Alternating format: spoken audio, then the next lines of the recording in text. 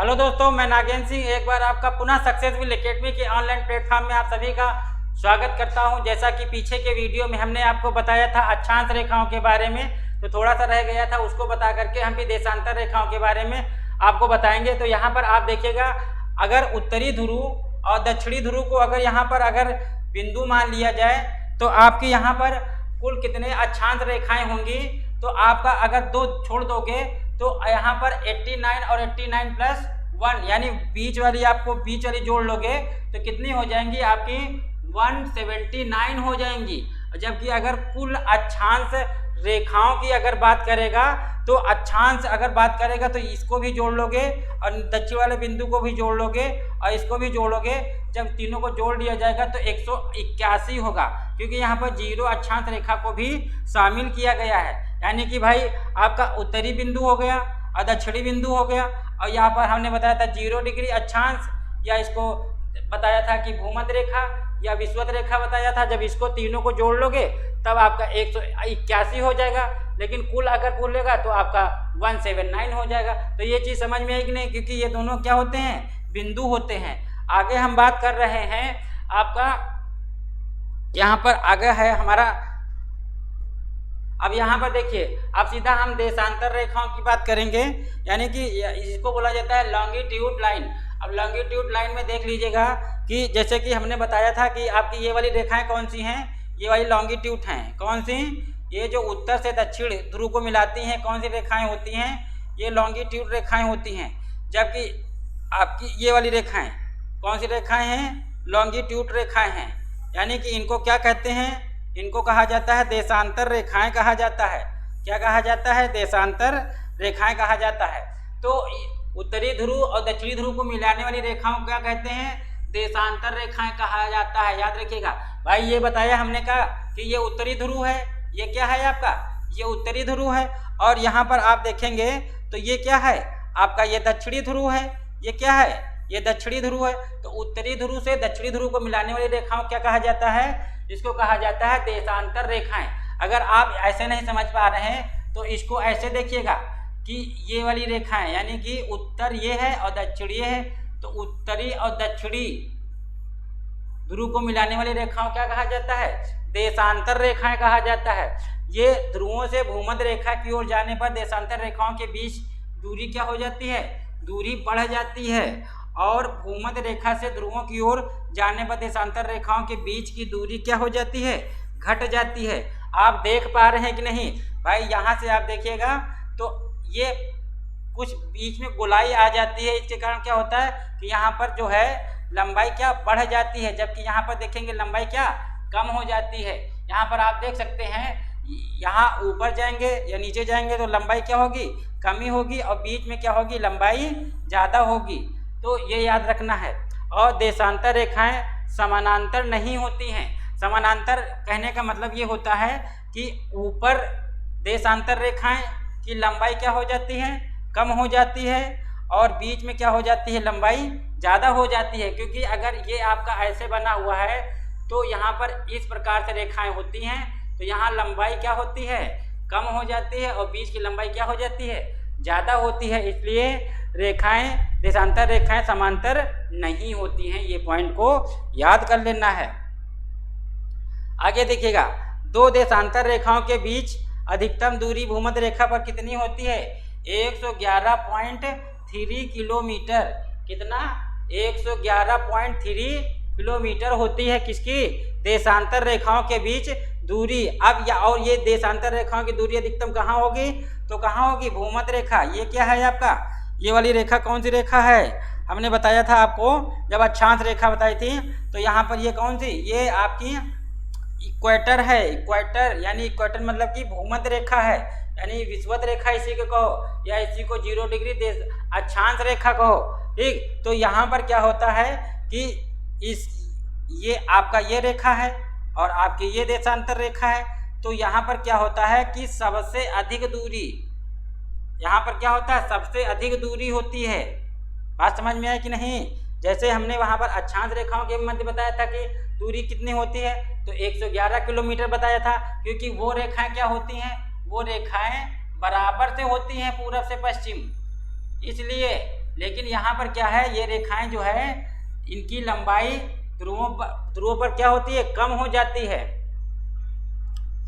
तो आगे आप देखिएगा यहाँ पर ये चीज समझ में आई है कि नहीं। अब आगे देखिएगा,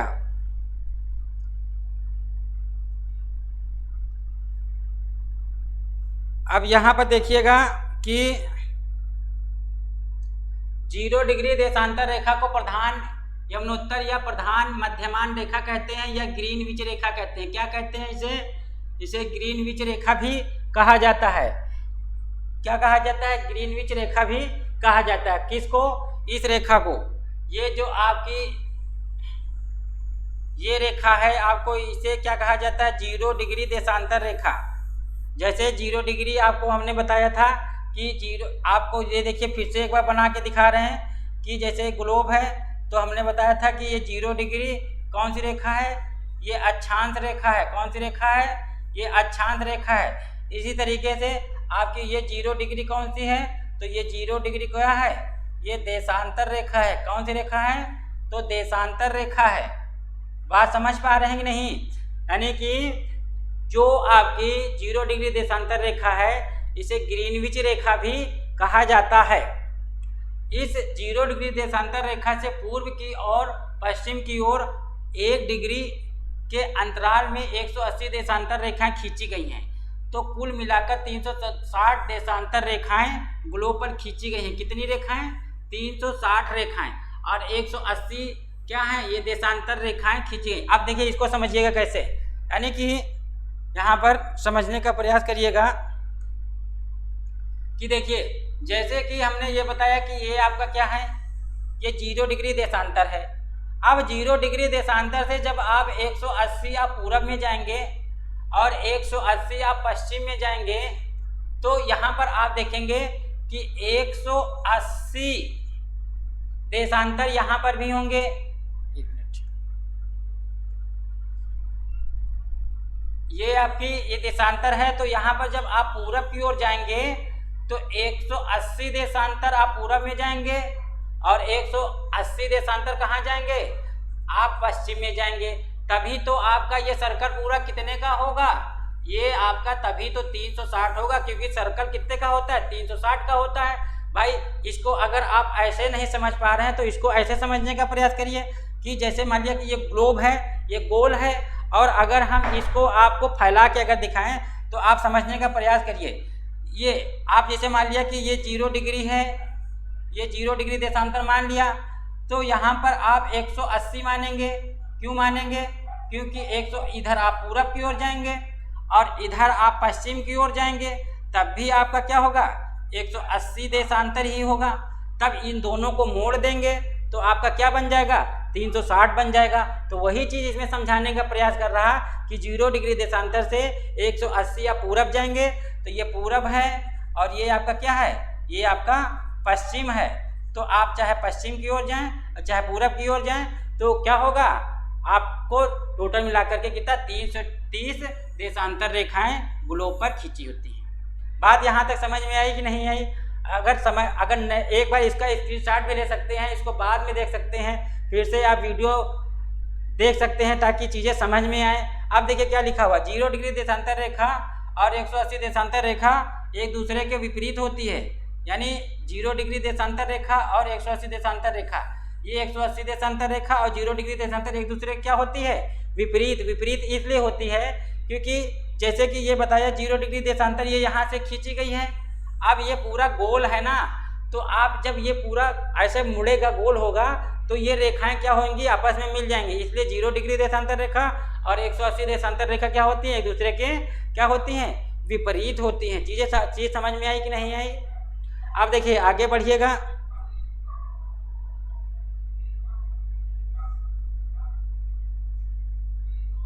अब ये समझिएगा, आज से पूछा जाएगा कि 0 डिग्री देशांतर रेखा कितने देशों से होकर गुजरती है।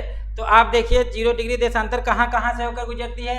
United Kingdom, France, Algeria, Spain, Ghana और कहाँ से? अंटार्कटिका से होकर के ये गुजरती है। ये रेखा आप देख रहे हैं, ये रेखा यहाँ से होकर के गुजरती है। सीधा एग्जाम में क्वेश्चन पूछता है कि 0 डिग्री देशांतर कहाँ से होकर गुजरती है? तो याद रखिएगा, यूके से, यूनाइटेड किंगडम से, फ्रांस से, अल्जीरिया से, स्पेन से, घाना से और कहाँ, अंटार्कटिका से होकर के गुजरती है। तो इसका स्क्रीनशॉट आप ले लीजिएगा और इसको एक बार फिर से देखिएगा, समझने का इसका प्रयास करिए, क्योंकि अभी सारे महाद्वीप पढ़ाएंगे तो यहाँ पर आपका इसका समझने में बहुत इसका काम आएगा। इसका अब देखिए, अब आगे देखिएगा।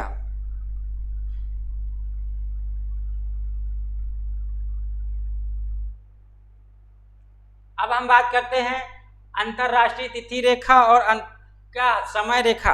अब देखिएगा, यहाँ पर अंतरराष्ट्रीय तिथि लिखा है, अंतरराष्ट्रीय तिथि रेखा और समय रेखा।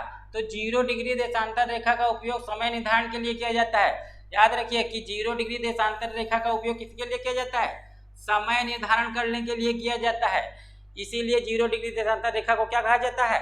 अंतरराष्ट्रीय समय रेखा कहा जाता है। क्या कहा जाता है? अंतरराष्ट्रीय समय रेखा। तो सीधा सीधा क्वेश्चन आता है कि अंतरराष्ट्रीय समय रेखा किसे कहते हैं? 0 डिग्री देशांतर रेखा को कहते हैं क्या? अंतरराष्ट्रीय समय रेखा।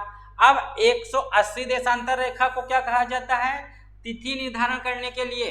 तो 180 देशांतर रेखा को क्या कहते हैं?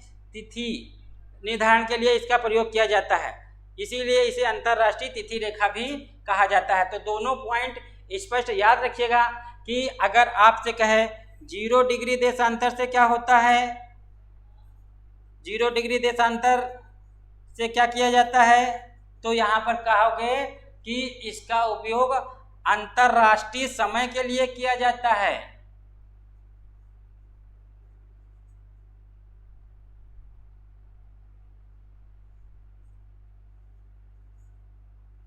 अंतरराष्ट्रीय समय के लिए किया जाता है, जबकि आपका 180 देशांतर रेखा क्या करती है?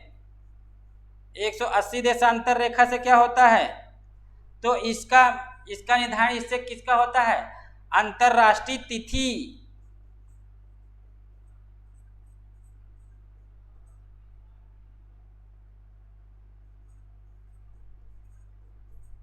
अंतरराष्ट्रीय तिथि का निर्धारण किया जाता है। ये दोनों पॉइंट आपको स्पष्ट याद होना चाहिए कि 0 डिग्री देशांतर से अंतरराष्ट्रीय समय का निर्धारण किया जाता है और 180 देशांतर से क्या? अंतरराष्ट्रीय तिथि का निर्धारण किया जाता है। ये क्वेश्चन आज से हर बार पूछा जाता है कहीं ना कहीं एग्जाम में, तो आपसे गड़बड़ हो जाता है कि 180 डिग्री देशांतर से क्या होता है और आपका 0 डिग्री देशांतर से क्या होता है। तिथि का मतलब होता है, जैसे समय का मतलब होता है कि 4 बजे हैं, 5 बजे हैं, 6 बजे हैं, तो ये हो गया समय। तिथि का मतलब होता है कि आज 5 तारीख है, कल 6 तारीख है, आज सोमवार है, कल मंगलवार है, इस तरीके की बातें की जाती हैं। तो अब आगे देखिएगा इसमें, और ये देखिएगा यहाँ, ये 0 डिग्री देशांतर ये है आपकी, और ये क्या है? 180। अब आगे देखिएगा,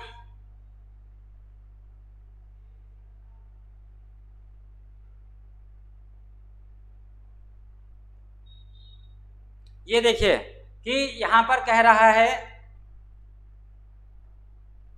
थोड़ा जूम कर देते हैं,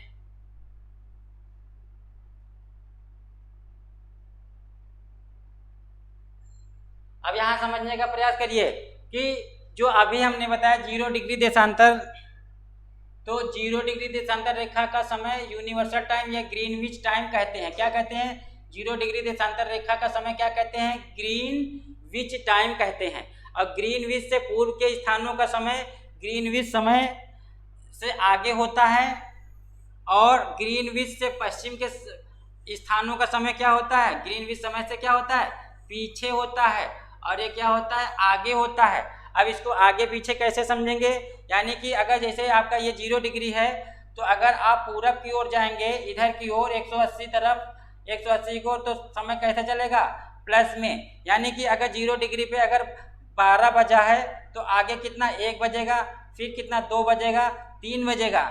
लेकिन अगर आप जो है 0 डिग्री देशांतर से अगर आप यहाँ जाएंगे पश्चिम की ओर, तो यहाँ समय कैसा होगा? माइनस में होगा। यानी अगर 12 बजा है तो 11 बजेगा, फिर 10 बजेगा, फिर कितना बजेगा, 9 बजेगा। तो ऐसे समय चलता है। आपको पता है कि भारत का समय कि हमेशा प्लस में दिखाता है कि जैसे आपका भारत का जो समय है 5.5 घंटे ग्रीनविच के समय से आगे है। लंदन के ग्रीनविच से क्या है, लंदन के ग्रीनविच से भारत का समय आगे है। तो ये चीज़ समझ में आई कि नहीं आई? आई। ये देखो बना हुआ है कि पूरब में समय हमेशा प्लस में दर्शाएगा और पश्चिम में हमेशा समय क्या, माइनस में दर्शाएगा। ये स्पष्ट हुआ कि नहीं? तो इसको अगर आप ऐसे नहीं समझ पा रहे हैं तो इसको आप ऐसे भी समझ सकते हैं कि जैसे आपको अगर नहीं समझ पा रहे हैं तो देखिए इसको ऐसे समझने का प्रयास करिए कि ये हमने बताया 0 डिग्री देशांतर रेखा है, ठीक है। तो इसके आप पूरब में जाएंगे 180 तक, यानी इसको अगर ऐसे दर्शाया जाएगा कि ये जैसे 0 डिग्री मान लिया, 0 डिग्री देशांतर, तो यहाँ पर आप जैसे आप यहाँ पर 180 तक आप जाएंगे तो इधर वाला समय क्या होगा, प्लस में होगा, और इधर वाला 180 क्या होगा आपका, ये क्या होगा, माइनस में होगा। बात समझ में आई कि नहीं? अगर यहाँ 12 बजा है तो यहाँ 1 बजेगा, फिर 2 बजेगा, फिर 3 बजेगा। लेकिन आप ग्रीनविच से क्या पश्चिम की ओर चलेंगे तो यहाँ पर 11 बजेगा, फिर 10 बजेगा और फिर कैसे 9 बजेगा, ऐसे टाइम चलेगा। बात समझ पा रहे हैं कि नहीं? समझ पा रहे हैं तो कमेंट करके बताएं, क्योंकि ये टॉपिक ही ऐसा है, थोड़ा आपको लगेगा इसमें समझने में टाइम। आगे बढ़ें।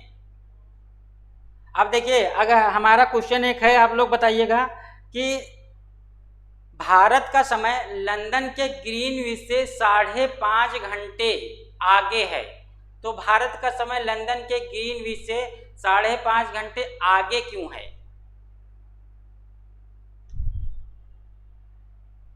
अब इस क्वेश्चन का आप लोग आंसर दीजिएगा। अब इसका स्क्रीनशॉट ले लीजिएगा। आगे हम बात करेंगे नेक्स्ट वीडियो में, जिसमें हम आपको भारत के बारे में बताएंगे, भारत की स्थिति और विस्तार। इस टॉपिक को बताने के पीछे लॉजिक ये था कि आपको अक्षांश देशांतर रेखाएं थोड़ा समझ में आएंगी, तभी भारत की स्थिति और विस्तार को आप समझ पाओगे। ठीक है, तो आज के लिए जय हिंद, जय भारत।